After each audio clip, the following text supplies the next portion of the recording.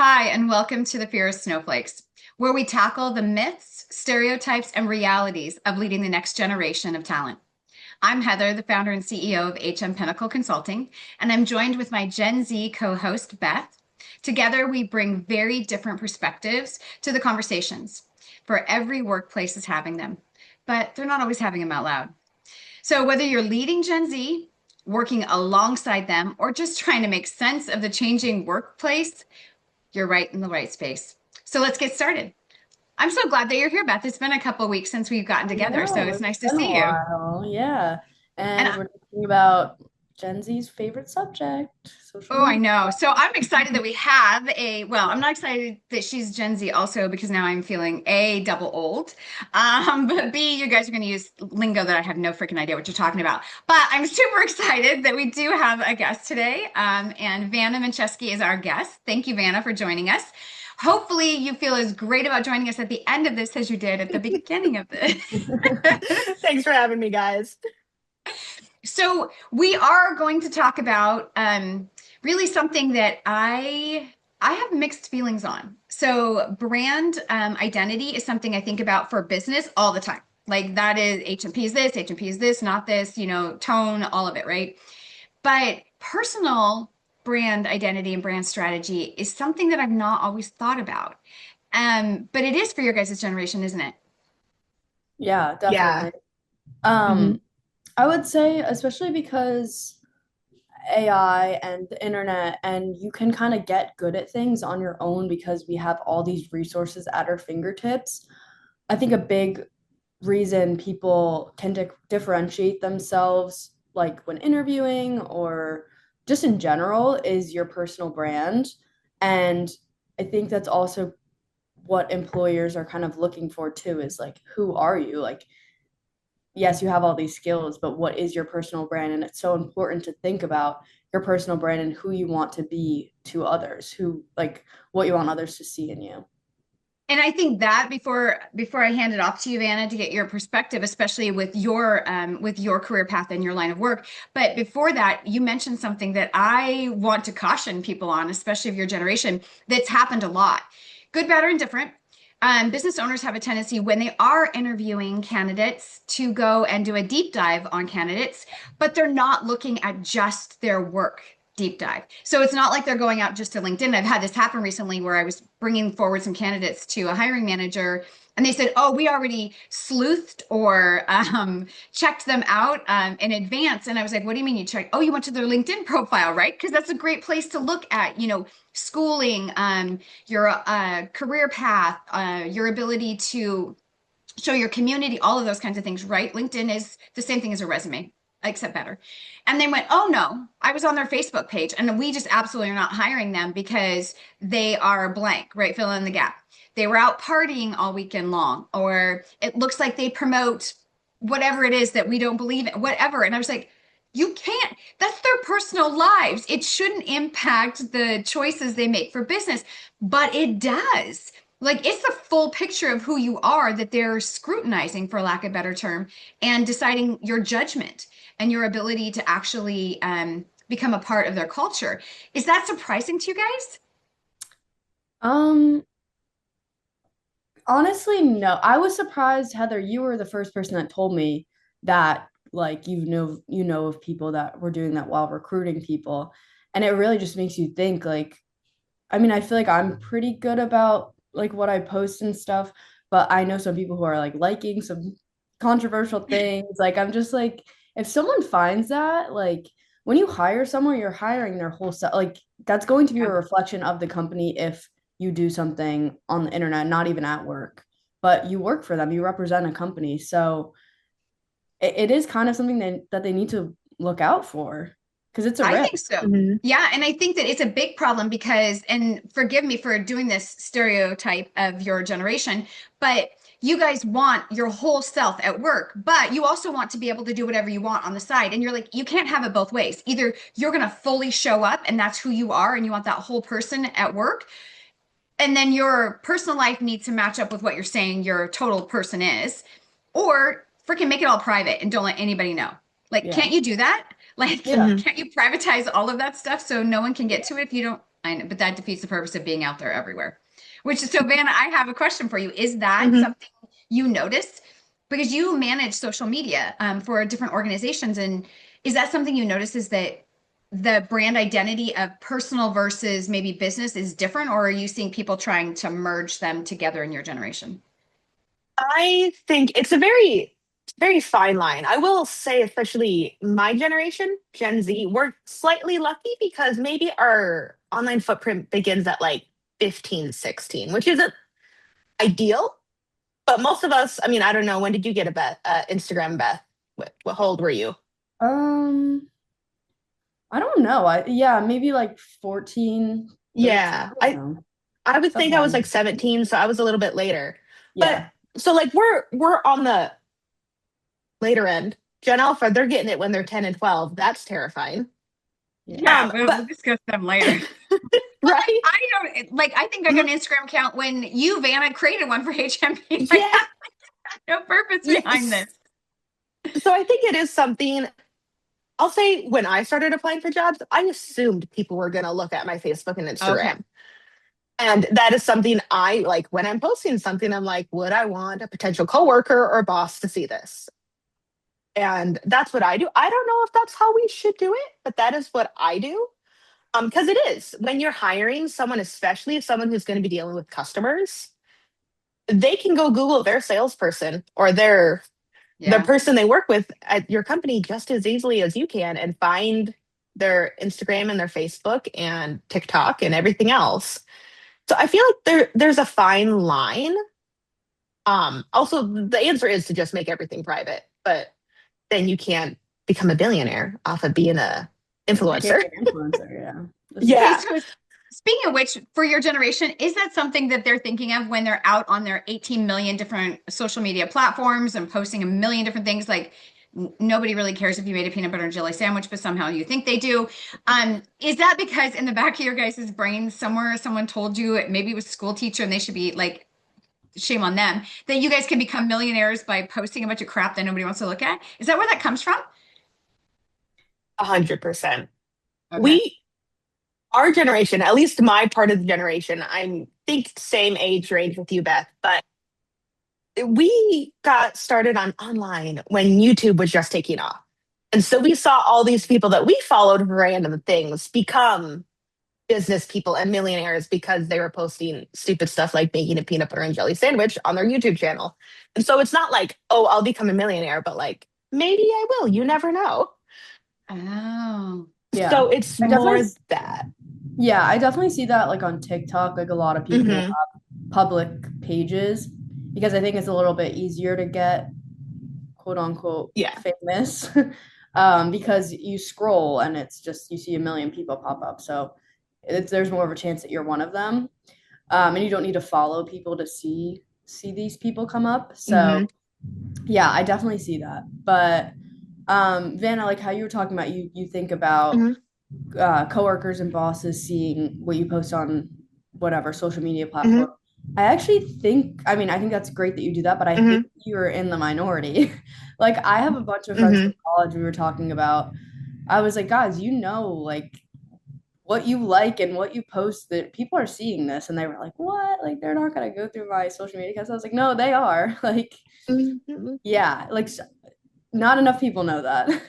Yeah, and I No. think that that is something that if you take anything away from this and you are a Gen Z or someone of other generations that still thinks social media needs to be your end all be all instead of human connection, I sorry, that was my little platform there.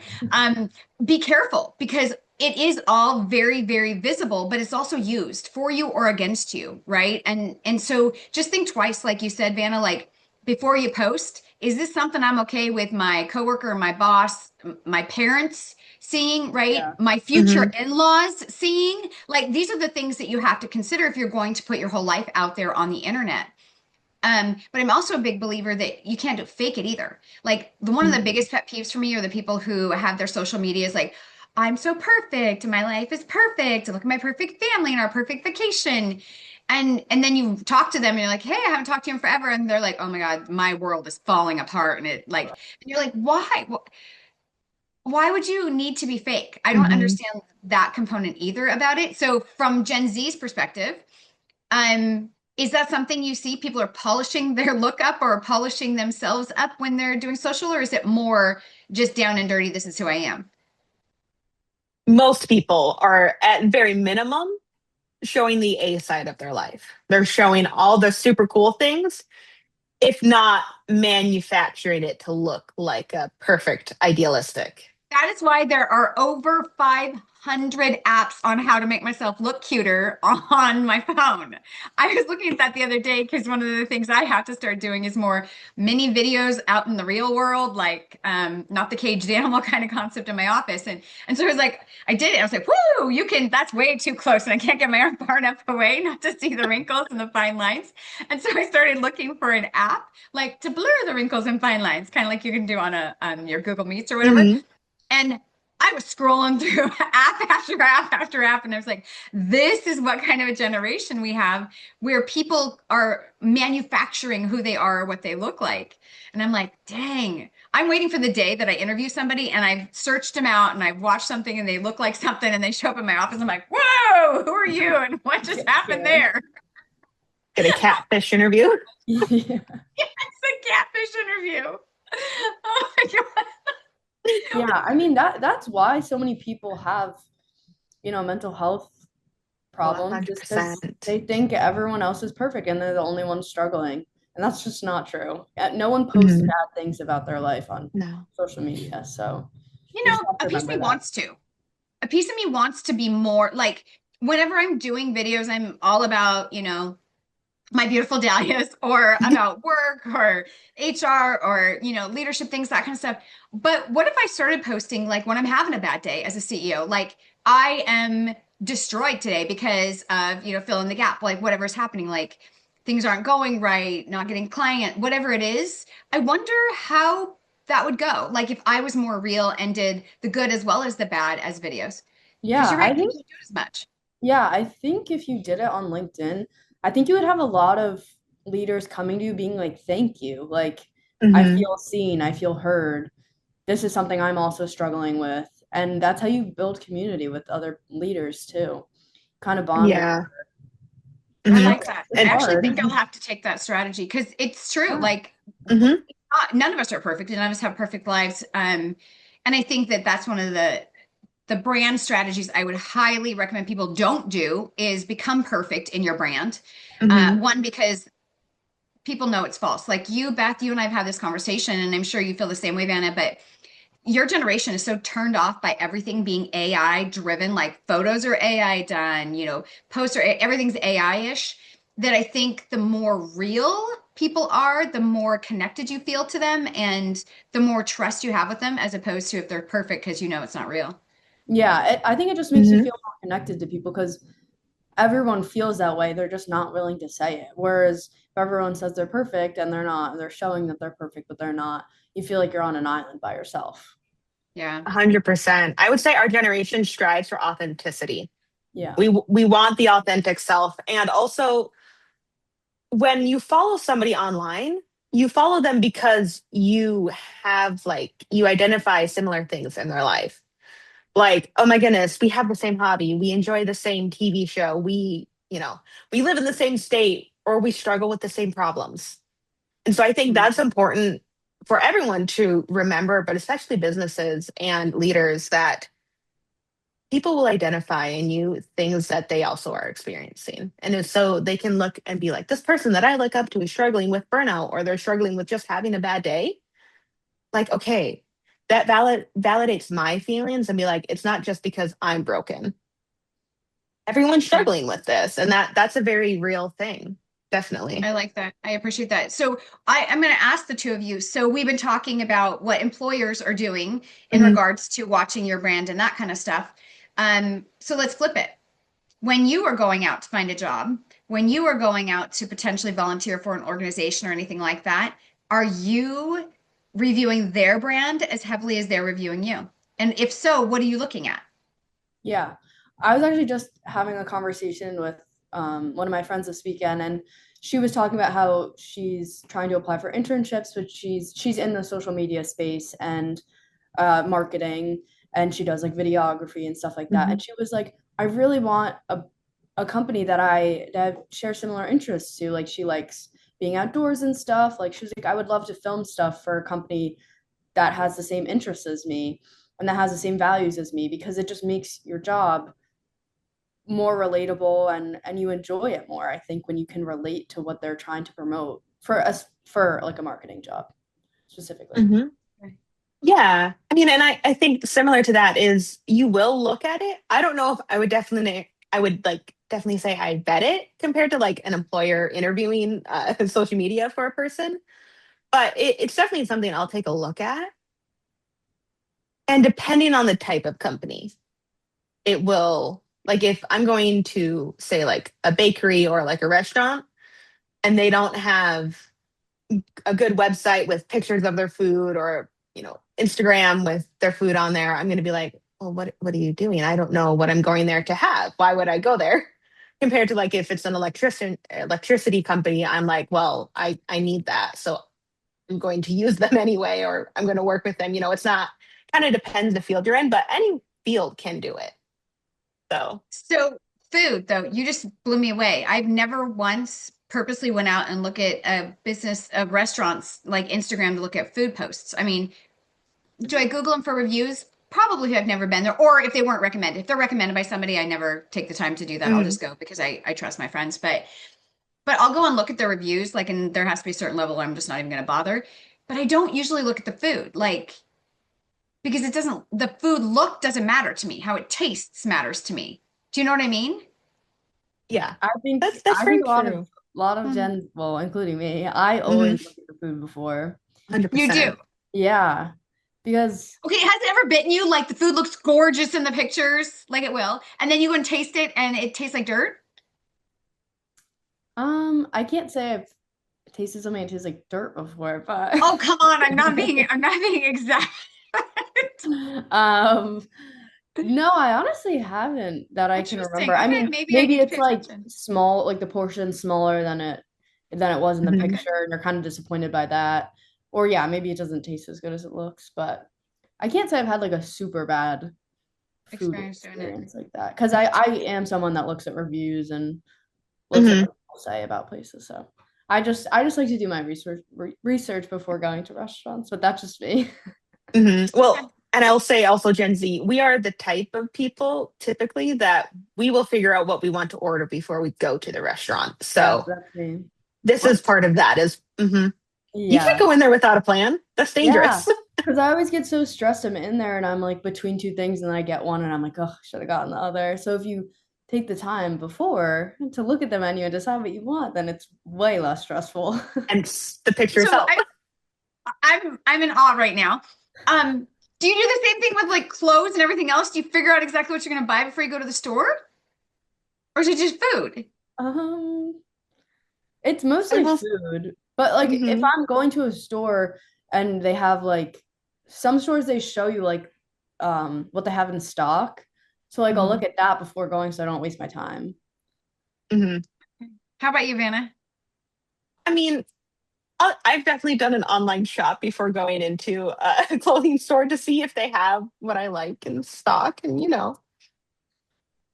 Wow. very. So right now I'm feeling really bad for mom and pop organizations or small Mhm. businesses because they don't always have like their menus Mhm. online. Usually you'll go through and you'll find somebody had taken pictures of it or whatever when they were Mhm. there and that's how you can see what's on their menu. But they don't usually have that same kind of footprint or presence. So does that mean you probably wouldn't even think about going there if you couldn't find them online? Depends. I have actually found that a lot of mom and pop, especially restaurants and bakeries, are on Instagram and whatnot Okay. more because it's Okay. so easy. It would depend on the situation. Yeah, But like if I was just walking in a town or a city mhm. and a place looks cute, I would go in. Oh, I 100%. wouldn't like take my phone out and do all this research before Yeah. walking in. It's if it's like a planned dinner, I haven't been there before, I don't Hmm. know anyone who has, then I'll like look at the menu and see what's good. Hmm. Okay. So you do like a deep dive research like you're writing a freaking paper for college to go eat a meal. But when it comes to businesses, You don't always do the same kind of due diligence before you go for an interview? Your guys' generation is so interesting. It just is. I'm not, it's not a bad thing. I think it's Hmm. because it's the genuineness, right? So, like you said, Hmm. you both have said this, is the authenticity is very big for your generation. You're not going to get that from doing as many reviews on a business as you are going in and meeting the people and talking to them and seeing whether you click and what the actual environment looks like. I mean, that's kind of where you're saying your authenticity comes from, not somebody Hmm. who doesn't like working for the company anymore. It's like, this place sucked and they treated me badly and that kind of stuff. Because you're like, okay, this is one person, right? Hmm. But for food, the authenticity comes in the visual images of it. So, okay, I get why you would stalk them more before you went and ate there. Okay. You guys are Hmm. a very complicated generation. I mean, I've Reddited companies before I go and apply there, but if nothing's like bad necessarily, then I'm like, okay, no one's taken the 20 minutes to write out a 3-page book report on this, so it must be halfway decent to work there. I And need to go check Reddit to see if HMP is on there, if there's any good bad things that It's are. me. I'm like, this company yeah, sucks. just me and Beth. Yeah, it's just us. I'll remember that, both of you. I will remember that. Oh We're my gonna get a goodness. negative Google review Hmm. from both of Yeah. us. Hmm. I can't Well, ever forget. I feel bad. I need to do more reviews, like when I go places, especially places Yeah. I really, really like, because it does impact their business. hmm. And I'm always like, oh, someone else will do it, but this was so awesome, had the greatest experience, right? And I tell people about it, but that's not the same. And I have to remember businesses rely on those kinds of Hmm. reviews for return business. Okay. Yeah. Thanks for schooling me on that one, ladies. I'll say I have a question for you, Heather, as someone who's done a ton of interviews. Now, you're saying you don't go on people's social medias and look at them. I go to LinkedIn all the time because Hmm. I want to make sure Yes. that their resume Hmm. matches their LinkedIn profile. And it's also where you're going to be able to tell whether they AI'd their resume, which drives me nuts. There are certain words also that you see in resumes that you immediately know, like the word, and I'm going to ruin it for everybody and they're going to all go back and look at their resumes now. But the word clarity is not a human Hmm. word. And what I mean by that is tell me what the hell clarity means. Like you can't. And I will ask that question in interviews if they've got it in their resume because I know they ran it through AI. I'm like, so Hmm. tell me what you mean by clarity here. And you watch them like dumbfounded, For but sure. so you can tell the difference between a LinkedIn profile and a resume. So I Hmm. will do my due diligence that Yeah. way. I also like to be able to see what kind of organizations that they have followed or are involved in or that kind of stuff on LinkedIn because it's all business related. So it really does. If I've got somebody Hmm. who's got thousands of connections, and let's say we're looking at aerospace, and they've got lots of different aerospace organizations that they have either been following or partnering with. I know that this is truly someone who is going to have the same passion for the business as the business is looking for. So yeah, I do that.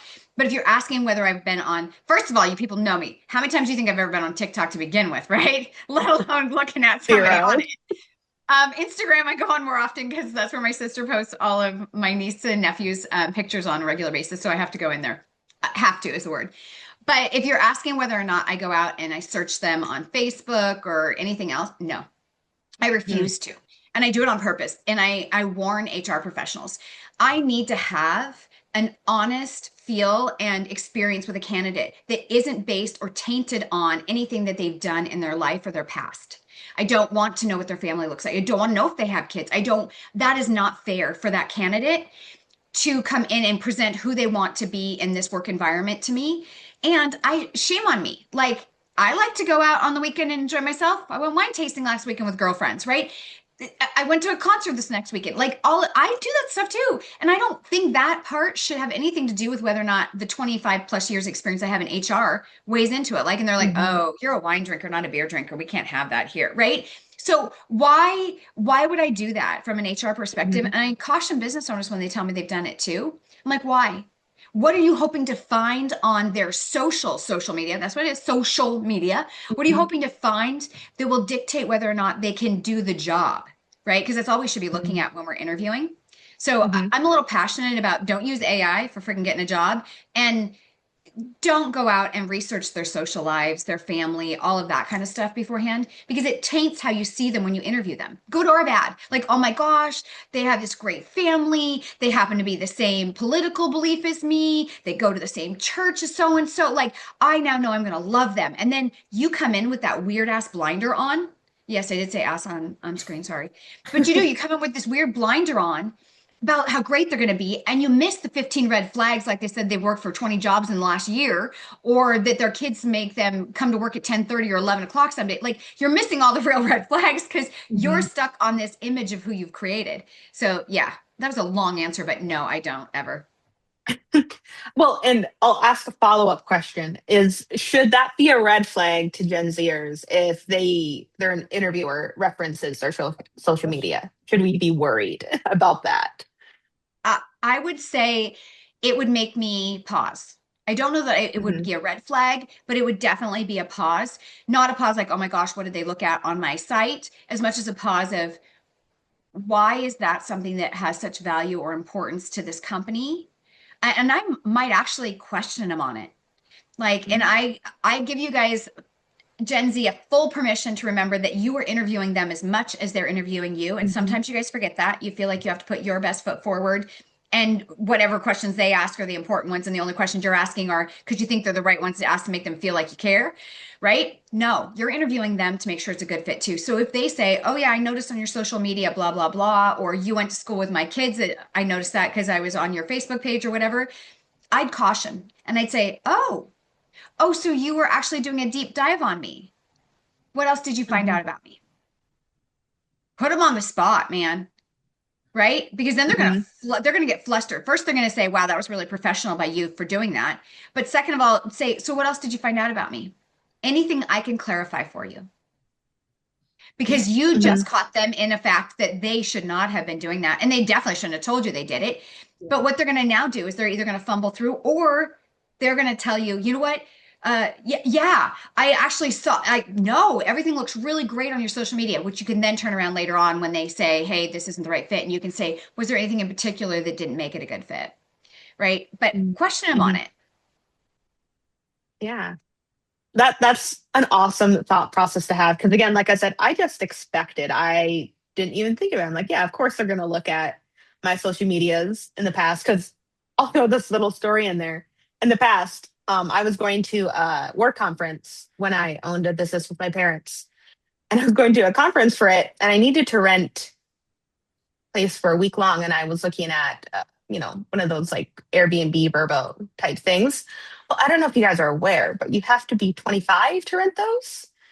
Oh, And no, because I'm I over was 25, so 23. I didn't I notice. was 23 at the point that I needed to do this. And the lady Googled my name on Instagram and Facebook and was like, oh, yeah, I'll rent to you. You're fine. So that Wow. was my experience with it. Good for you. It means you have a really good social media presence. But So I Beth, just, do you do mhm, anything like to take yourself out of it, both of you? Like, let's say, and Beth, you're in college now, so I know this probably impacts you maybe a little bit more, but you're out with your friends having a really great time on the weekend or whatever, or weeknight, doesn't matter to me, I don't care. I'm not judging. But you're out and they're doing things that you do not want on your social media, and they're taking pictures with you in them or that kind of stuff.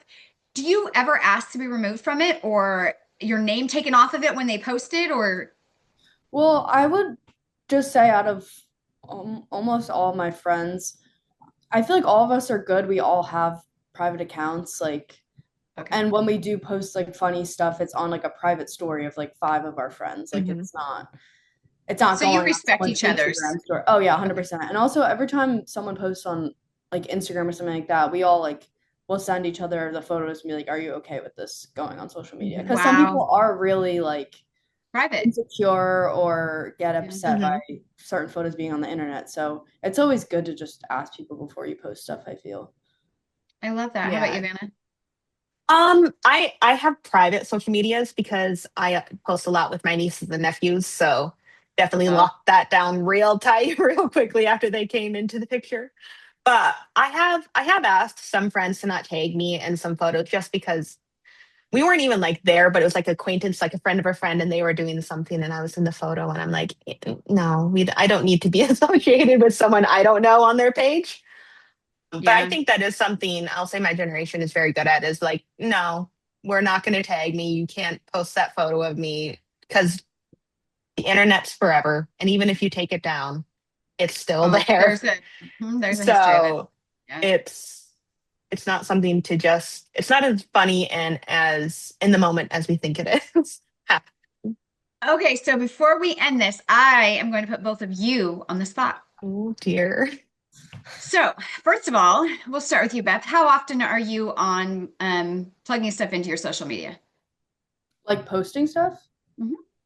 I'll usually do like after each semester, like a photo reel of just like stuff I've done throughout the semester. But so it's maybe 2, 3 times a year. No, That's I it. don't post a lot. No, yeah. Okay. This may backfire on me. Okay, how about you, Vanna? Um, Post it'll be a couple times a year, probably like once or twice a month, depending on the situation. I mean, it's summer right now, so I'm doing a lot with, again, my nieces and nephews. So they're pretty cute and it's hard to not post stuff about them. But yeah, a couple times a month, I'd say. Okay. Okay.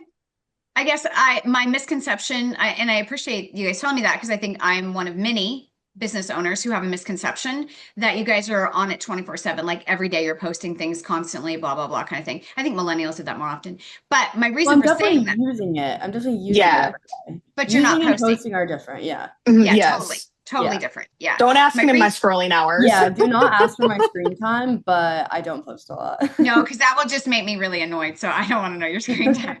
But my reason for asking is because both of you are going to be tasked with the idea of starting to do posts, like video posts on Mhm. LinkedIn on behalf of the business. And also doing recordings like Beth, you just did one today for the business, that kind of stuff. And yet that's the thing that I get the most pushback from you guys on is like having to do that. And I'm like, but you guys are on social media all the time. How is this different? Yeah, I And guess Well, the difference is just like I can control who sees it versus that mhm. anyone kind of can. you're right, but it's different content too, right? Yeah. It's Mhm. Yeah, I guess. I'll oh, admit, when I first got on LinkedIn, LinkedIn terrified me. And oh, I've been on okay. social media for a long time, but LinkedIn legitimately terrified me. I was terrified to like any post, to repost anything, to connect with people. Yeah, Oh, it's just such a different like It's so platform. Like professional. you have like business professionals looking at your Hmm. page all the time. okay. I think I now I'm dying to know, and I'm gonna have to figure out. I'll have to reach out to LinkedIn to figure it out. But I'm wondering how many of your generation actually are utilizing LinkedIn for business purposes, and how many of you are not for the fear of the actual site. Like you're right, it's very intimidating. There's powerful people out there. There are billionaires and millionaires and super professional individuals as well as people who aren't who are trying to be or pretending to be and then you got the real cray craze out there where you're like really why are you even posting no one really wants to see this but that's beside the point any media has that but I'm wondering whether or not the intimidation factor actually impacts your guys' usage. I can most of the time like when I'm recruiting I'm going to say about 80% of the time I can find your generation on there. I Hmm. don't notice a lot of activity on there, but their resume per se is on there and maybe there's a photo of them and that kind of thing. But that's about the extent of it. But I'm Yeah, wondering how many of yours aren't. I would say that's true about like what Hmm. I've seen on LinkedIn as well. Like it's a lot of business professionals, like older business professionals posting a lot on LinkedIn, whereas my generation, it's more just like you get a new job and you post that, but that's kind of it, you Hmm. know? Yeah, we have the profile, but we're not going to go on there and like or comment or repost or even post original content ourselves necessarily because we are aware that that is very job facing. Yeah. So if I was to ask you your screen time for LinkedIn compared to the rest of your social media, you probably spend as much time in one day on your other social media that you do an entire year on LinkedIn. Is that correct? Maybe. Depends Yeah. on On my if you're personal, looking for a job yes. or not. Yeah. Yeah. Interesting. No, these are good things. It's not Hmm. judgmental. It's just that's what business owners need to be paying attention to. Like if you're trying Hmm. to attract business on LinkedIn, make sure that you realize who your audience is or isn't, right? Hmm. As well as if you're posting or hiring for a job, like just posting it on LinkedIn saying we're hiring is not going to attract as much attention as maybe making sure you've also got it on Instagram, on your business account, Hmm. etc. Right? So Yeah. interesting. Hmm. Okay. I learned so much. Heather, I also, do you want to give a horror story before we end? me? Yeah. Ooh. Just one quick one. I feel like we need something from you. A horror story. Um, let's see. Well, I've told you the one I'm dreading one day, which is the idea that I get catfished and they don't look anything like they come across afterwards. So I've not had that. I will say that in my very illustrious career, I have hired two, don't judge me, don't judge me, two murderers, both mass, as in you guys would know who they are. One on your side of the coast, Beth. I'm gonna need Um, to know who this is afterward. yeah.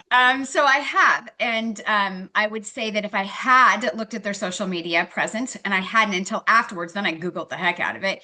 I seriously would not have hired either of them. The type of images and pictures, and horrible things that were being said.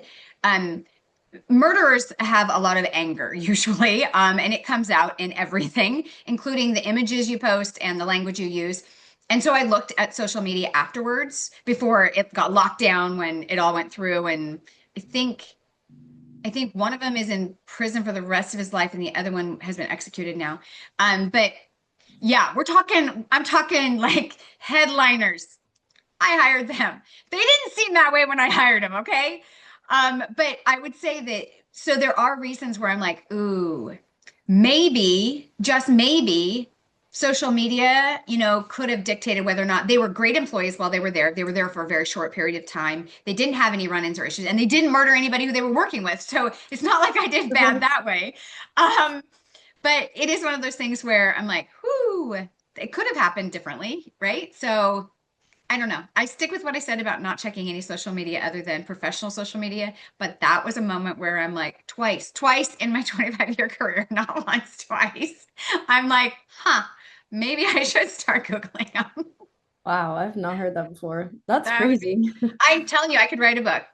There are Yeah. so many unusual things that happen that you're just like, you're not prepared for until you start getting the phone calls. And I get the phone call from the attorney first. It's like, Heather, just so you know, this has just happened and this is what you're going to get. And then I got mass phone calls from people like, tell us what they were like working with. And did you know they were? And yeah, I knew they were a murderer. That's why I hired them in. Like, what's wrong with you? Don't ask dumb questions.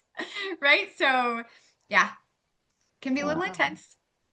So checking social media, I guess I get it. I'm not going to be able to stop all employers from doing it. I would just caution Gen Z, make sure that you, like Vanna said, make sure that what you're posting is something you're okay with potential employers seeing, or make it private so they can't see anything. One of the two. Yeah. That's my story. Key takeaways today. Yeah.